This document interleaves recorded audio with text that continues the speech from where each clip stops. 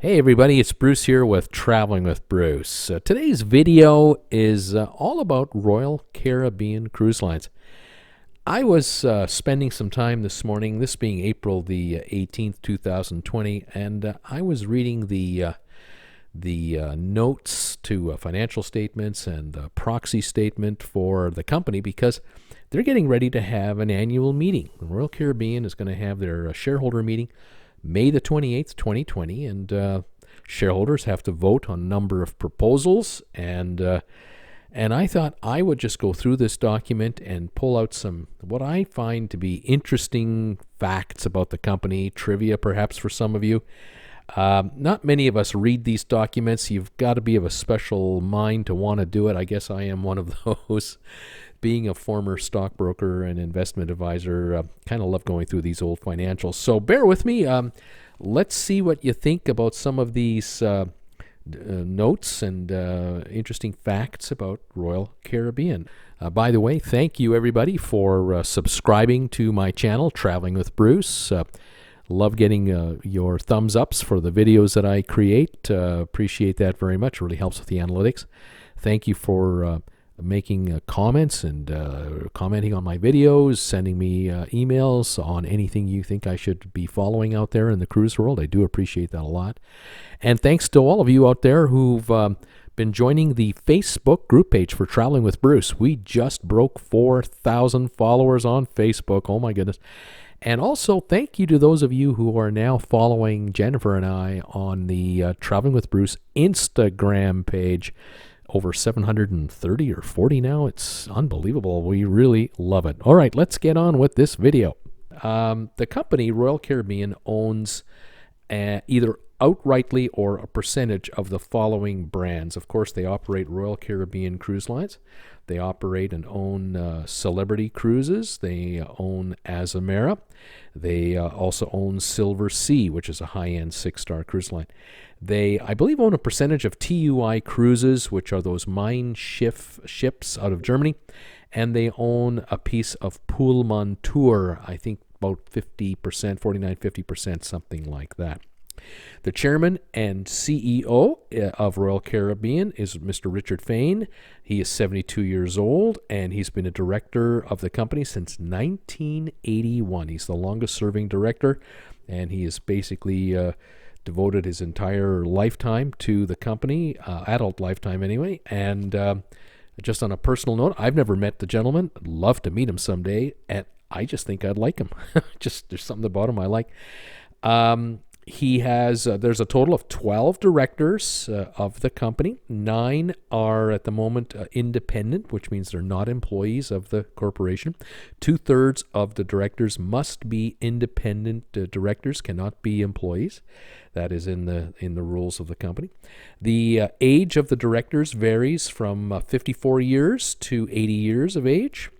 The company, Royal Caribbean, last year in 2019, made a profit of about $2 billion. We all know it's going to be different this year, of course, but that was 2019. They handled 6.6 million guests last year. The company added 3 new ships in 2019 to the fleet: the Celebrity Flora, which sails the Galapagos, the Spectrum of the Seas, which has been designated for the Asia market, and the Mein Schiff number 2 for TUI, which will, of course, handle German cruisers out of Europe. 7 ships last year were refurbished, great expense, including the Oasis of the Seas, $165 million refurbishment. Other ships were given upwards of $100+ million refurbishments. And last year, they officially opened Perfect Day at Coco Cay or Coco Key, depending how you like to say it. That's a $250 million build out. It's all up and running now. And last year, in 2019, the company did repurchase $100 million in common stock during the year. They have the ability, or they're allowed to buy up to $1 billion in stock, but they only bought $100 million last year. The largest shareholders of Royal Caribbean. This is something I love looking into. The number one shareholder is a company known as the Wilhelmsen AS Company. And if you break it down, there's a family in Norway known as the Wilhelmsen family. They own or control 25,134,512 shares, or about 12.02% of the entire company, about an eighth. The Vanguard Group, which is an investment group, mutual funds, owns or controls 18.5 million or 18,568,000 shares, 8.88%. BlackRock Incorporated, another investment fund, owns or controls 12,270,000 shares, about 5.87%. And another outfit called Osiris, O-S-I-R-I-S, Osiris Holdings, based in Liberia but headquartered in Monaco, a town I wouldn't mind living in. They own or control 11,277,000 shares, about 5.39% of the company. Now, these four entities each have at least 5% ownership or more of Royal Caribbean, and that gives them approximately 32 to 33% ownership of the company. If you own less than 5% of a publicly traded company, you're not deemed to be a controlling shareholder. If you, however, own 4% and your brother owns 4% and your, the rest of your family's holdings own 4% more, well, then as a group, you might have more than 5%. You have to disclose your ownership to the SEC. But if you own less than 5%, you don't necessarily have to disclose it. Neither does the company. The board of directors of Royal Caribbean, let me take a look here. The top shareholders on the board of directors, the number one shareholder is Mr. Arne Alexander Wilhelmsen, who is in charge of that company from Norway, 25,144,000+ shares. In other words, 12% of the company. The second largest shareholder, that's a board of member or director, is Richard Fain, CEO, 1,092,000 shares, less than 1% of the company. And another gentleman, number 3, Thomas Pritzker, Pritzker, he owns 818,000 shares, but he is leaving the board at the end of this term, so he won't stand for re-election. The other directors from number 4 to number 12 collectively own anywhere from 1,944 shares of the company up to 38,227 shares. And the total shares owned by all of the board of directors combined would come out to 27,373,000+ shares, or 13.09%. So Mr. Wilhelmsen owns 12.02% of the company. The rest of the board of directors own collectively about 1% of the company if you combine them all. Now, who are the board of directors? And just give you a quick little rundown here. Mr. John Brock, 71 years old, is a board of director. He's a former CEO of Coca-Cola Corporation. Stephen Howe, 58 years old, former U.S. chairman and managing partner of Ernst & Young.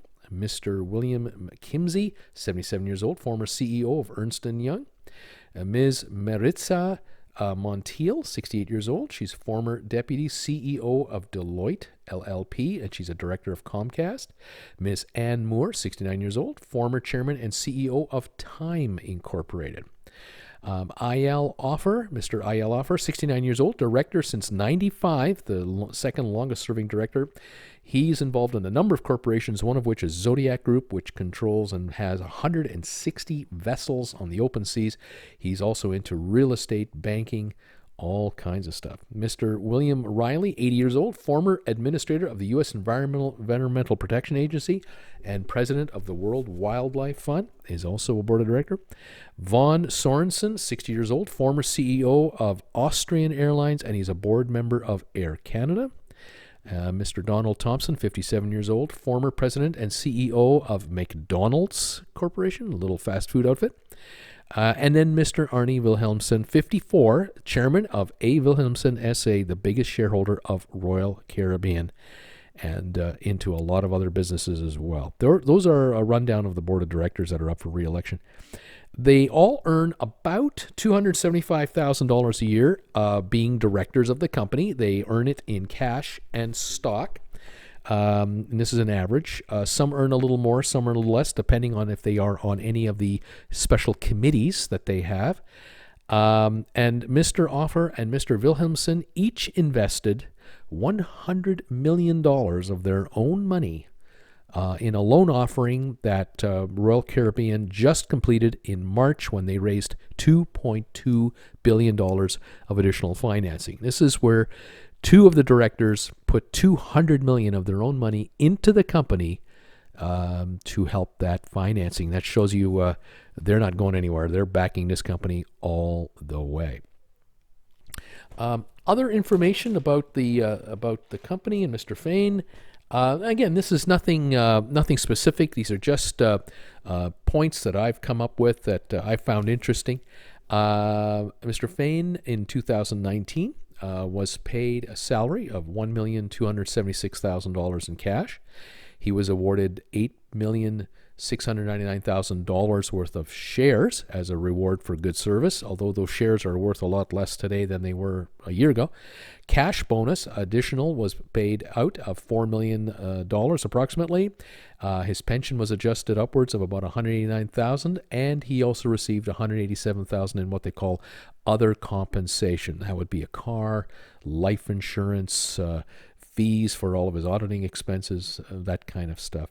Total compensation, $14,358,000. This is what the newspapers and websites love to jump on whenever they talk about the top CEOs of publicly traded companies. They love to use that top number, and sometimes they're not too complimentary about how they say it. They try to embarrass these people. But Mr. Fain earned $14,358,000 in total compensation for 2019. Just so you know, last month when the virus broke out, he has foregone his salary for the next 6 months, which is about $100,000 a month, so $600,000 in base salary.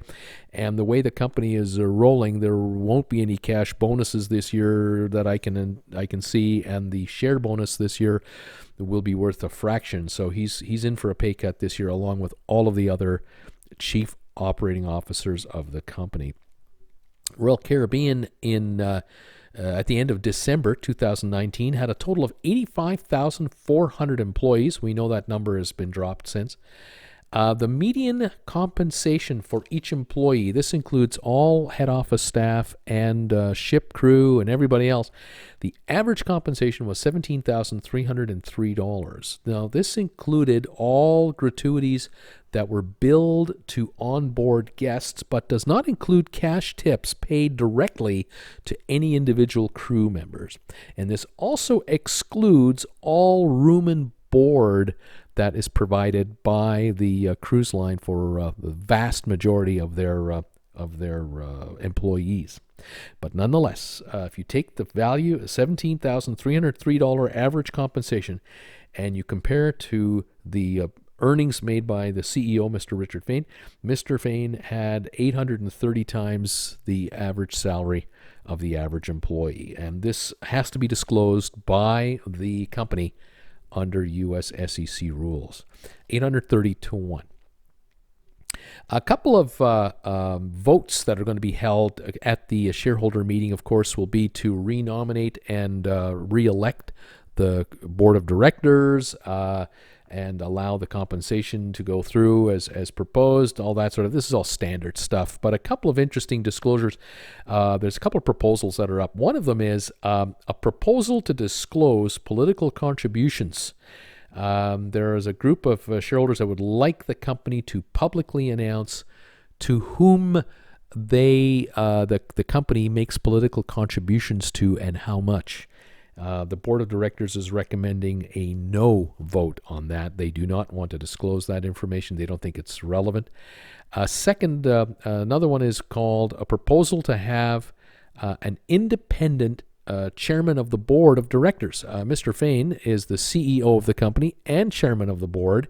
of the board of directors, and there's a proposal from a shareholder to separate those two because it is perceived or could be perceived to be a conflict of interest. The board of directors is recommending no to this because they're saying, look, 2/3 of the board of directors must be independent, and as it is, 3/4 of the board of directors here are independent. None of them are employed by the company, and we could overrule the chairman anytime we want whenever we have a vote by the board of directors. So the company is saying no need to separate the two.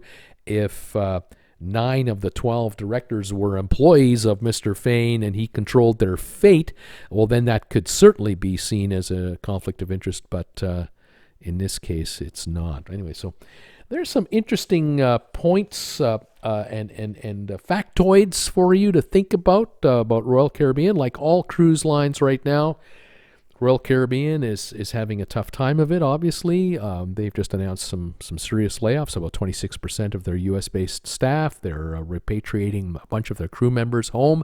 They're furloughing their ships. They're waiting out the virus like everyone else. Things have really changed in the last 60 days. But to be fair to Royal Caribbean and the compensation that's being paid to Mr. Fain and everyone else, the company has had 11 straight years of phenomenal growth. The company is the second largest cruise line operator in the world, much beloved by their customers.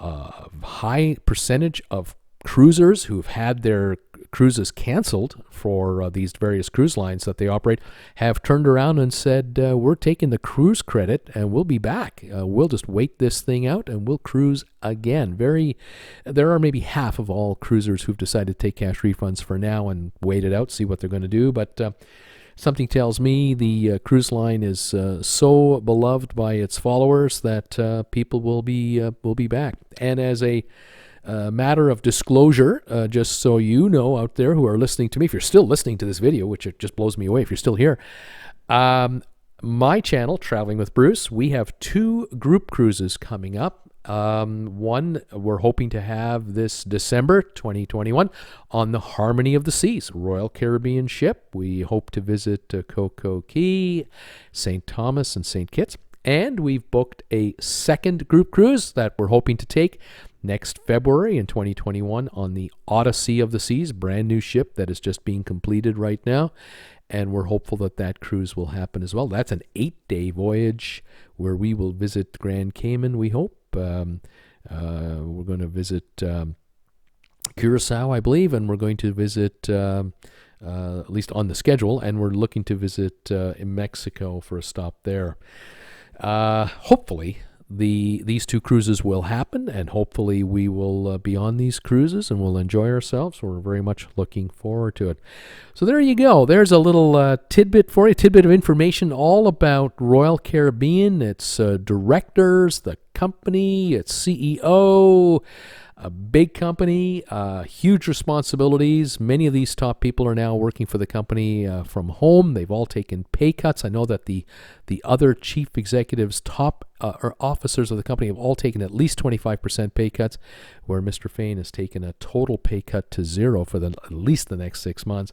And yet they're still putting out the effort to keep the line going and make the decisions that need to be made. Thank you for joining me today. Please stay warm, stay safe, stay healthy out there, and we'll talk to you later, everybody. Bye for now.